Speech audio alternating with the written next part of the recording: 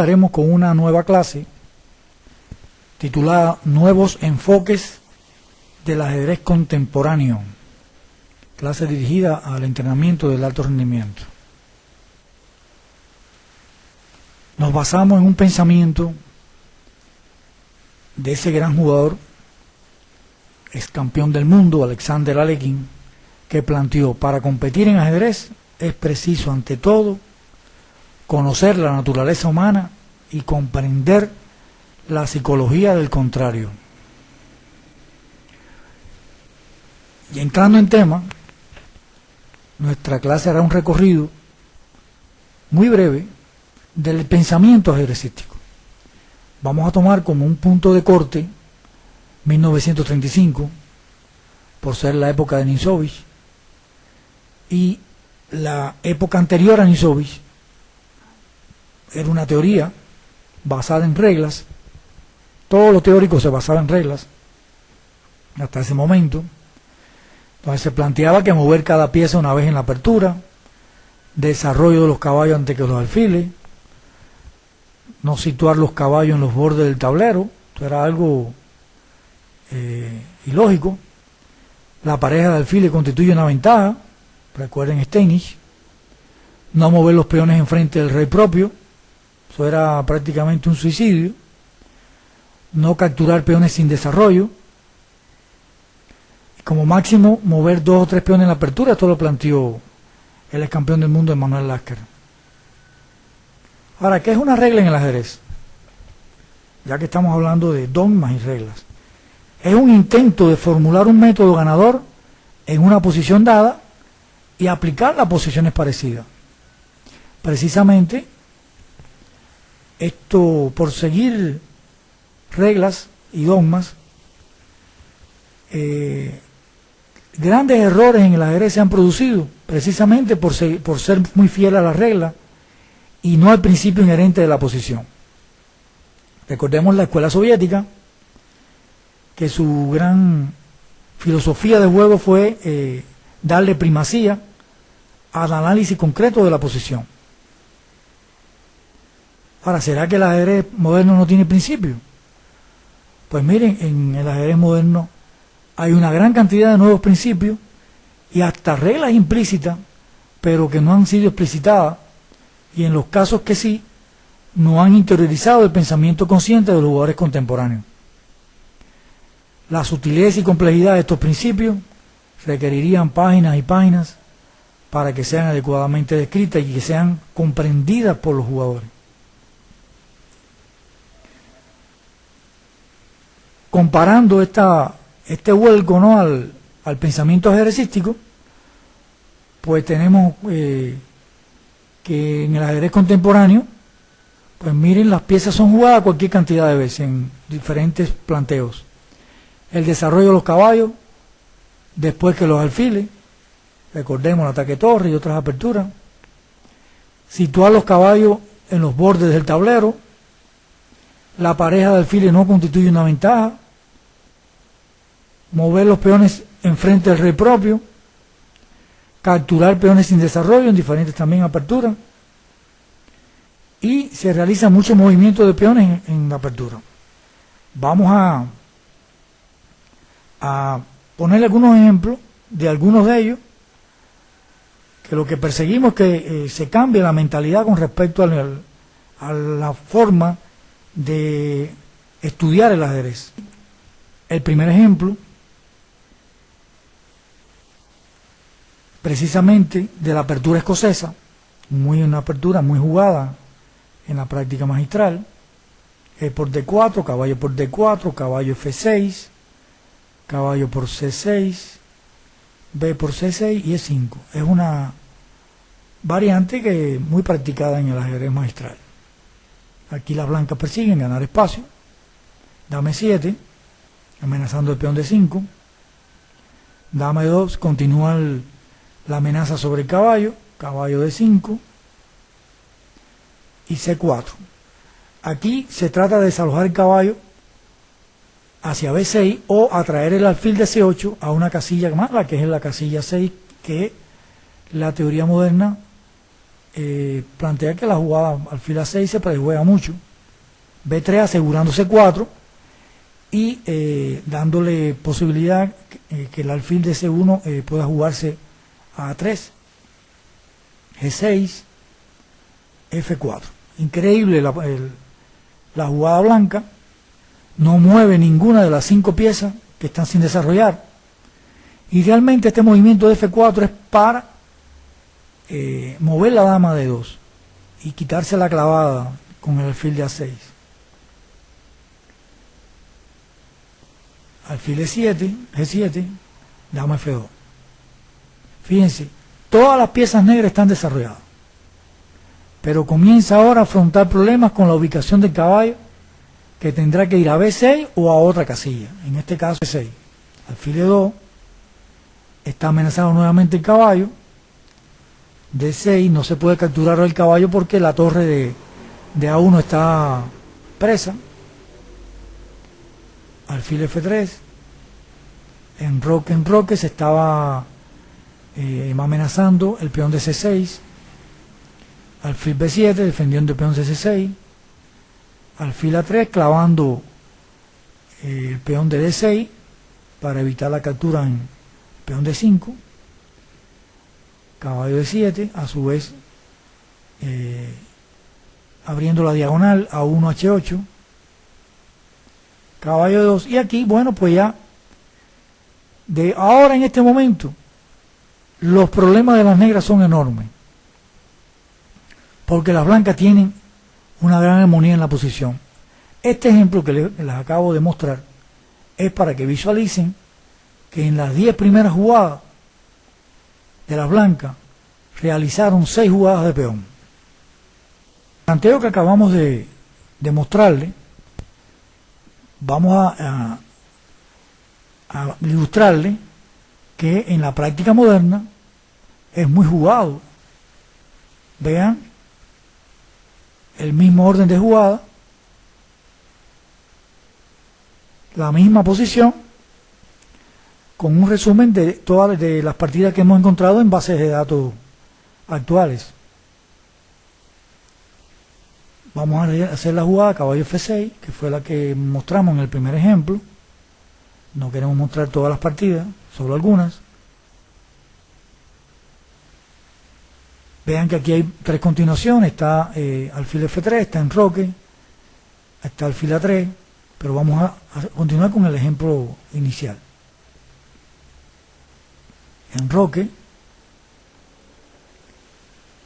y bueno, aquí sí tenemos una pequeña desviación que es de una partida realizada en el año 1994 en el maestro Vanderbilt y Beliaski, donde el blanco jugó alfil B2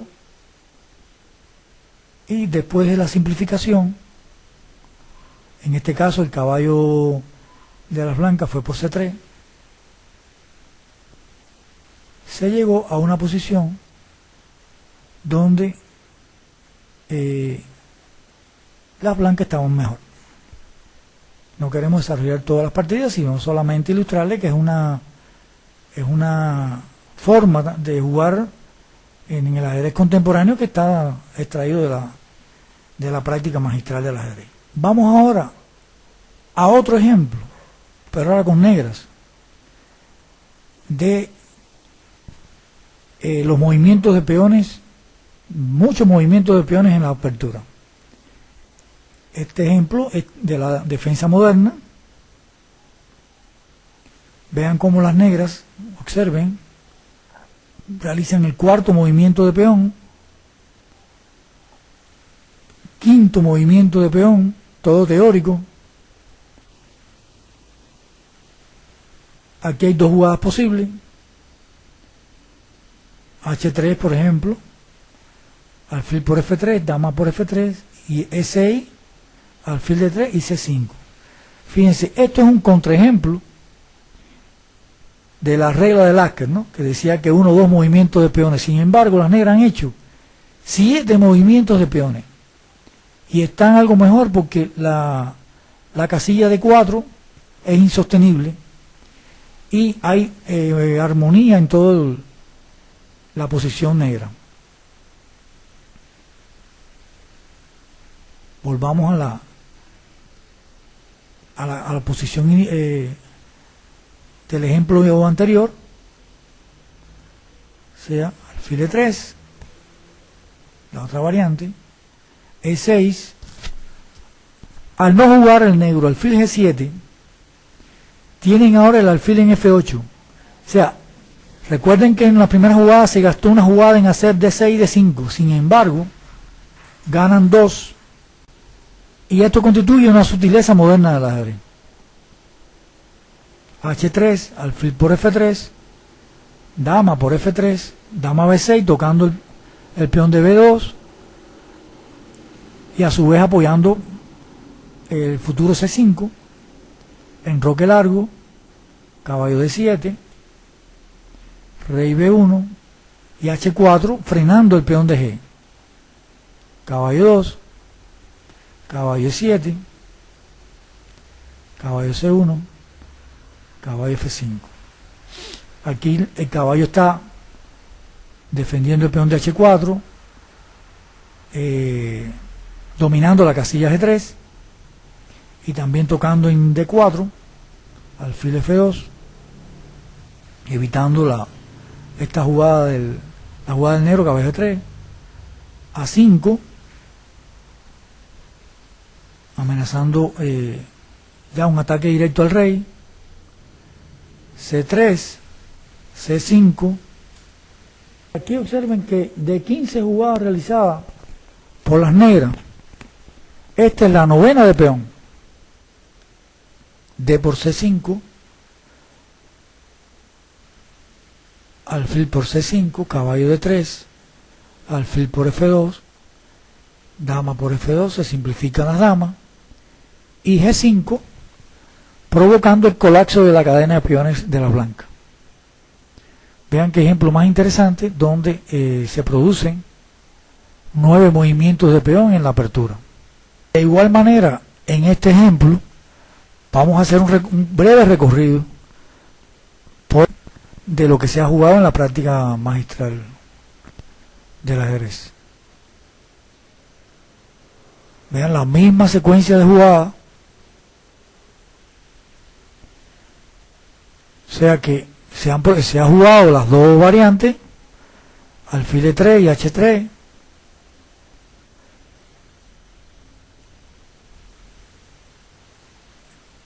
Y vean, hay varias partidas donde esto es una posición que no es tampoco acabada de que ya las negras estén mejor, sino que para que vean que se puede jugar, que es una nueva forma de ver el ajedrez. F2, caballo 7. Esto es una partida jugada en el año 2000 entre Feich y Rutkowski. Sin embargo, aquí se jugó alfil de 3 y fue una partida bastante luchada.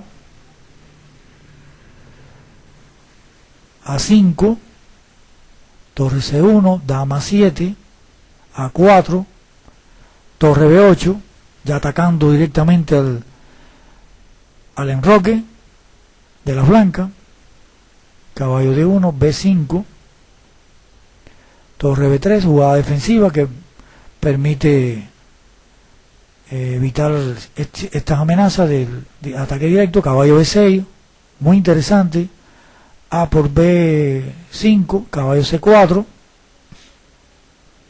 amenaza caballo de 2 jaque, caballo de 2 jaque, capturando la dama o la torre, intermedia, tocando la torre, también jugada intermedia, dama 6, y ahora sí captura el peón de B6. Vean el terrible ataque que tienen las negras sobre las blancas. Rey A1, alfil E7, buscando defender el peón de H4 y poder liberar la torre de H8 para incorporarla al ataque. Rey D7. Vean que además el alfil D7 le ha proporcionado a las piezas negras una pequeña guarida en D7 muy fuerte, un búnker ahí al rey negro. Torre B1, torre E8 y A3.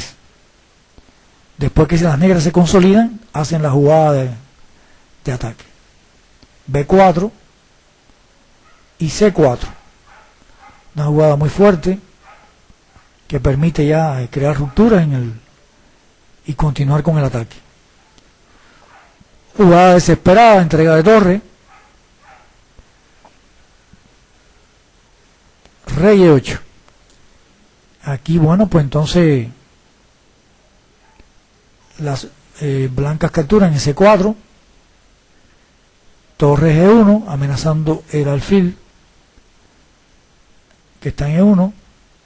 Alfil C3 y A2. Jugada intermedia también, donde obligatoriamente deben capturar dama 2, alfil D4, ubicando ya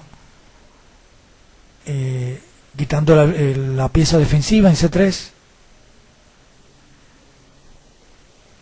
dama E4, caballo B2, torre por B1, jaque, dama por B1 y torre A8, victoria para las piezas negras.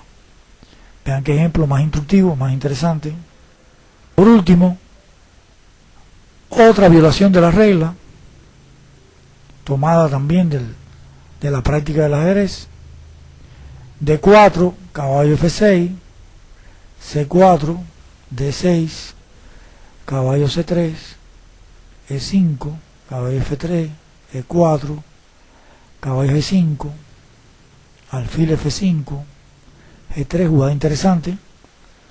Las blancas refuerzan el ataque del peón D4, H6, desalojando el caballo, caballo H3 única, C6, caballo F4, caballo BD7 y caballo de joven interesante.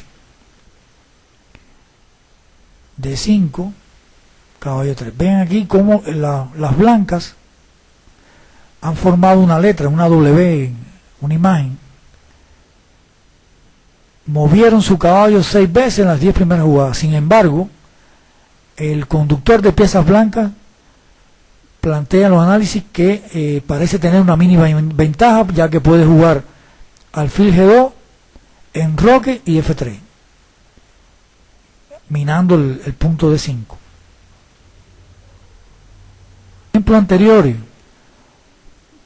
podemos resumir que cada vez se descubren posiciones que la estructura tiene preferencia sobre el desarrollo, y eso lo veremos en la próxima diapositiva, de dónde surgen esas ideas, y que en el ajedrez contemporáneo las ideas están evolucionando a través de su práctica. Nosotros nos basamos en los preceptos de la escuela china de ajedrez, pero que resumimos aquí, donde ellos plantean que el tablero de ajedrez, bueno, el espacio es limitado, 64 casillas, lógico, pero ellos plantean que la estructura es limitada debido a la posibilidad de tener mucha actividad de piezas. Y aquí es la filosofía o la esencia que ellos plantean del ajedrez, que lo ilimitado, o sea, la estructura, está contenido en lo limitado, que es el espacio. Ellos plantean también la teoría de las 3E, estrategia, estructura, espacio, a manera de pincelada. Tocaremos alguna de ellas, que es la estructura, quizás la que no entendamos un poco y es lo novedoso. Ellos plantean que es la relación entre una y otra pieza, y entre piezas, y también entre ellas y su situación en el tablero. O sea, ellos resumen que la estructura es una forma especial de espacio. Y esto es una filosofía de ellos que traen desde sus juegos tradicionales asiáticos como el Go. Y respecto al desarrollo, plantean que en el ajedrez no es correcto desarrollar el mayor número de piezas en el menor tiempo. Ellos plantean que el desarrollo es la ocupación del espacio con la coordinación de piezas y puntos clave. Por tanto, podemos ya concluir esta presentación de que las ideas modernas tienen que ver más con las técnicas, las secuencias y métodos que con reglas estáticas ya establecidas. Y que actualmente la lucha en la práctica del ajedrez entre las ideas clásicas contra el ajedrez revolucionario de estos tiempos. Bueno, hasta aquí brevemente esta primera incursión sobre la evolución del pensamiento ajedrecístico a través del tiempo. Espero que les haya gustado y hasta un próximo encuentro.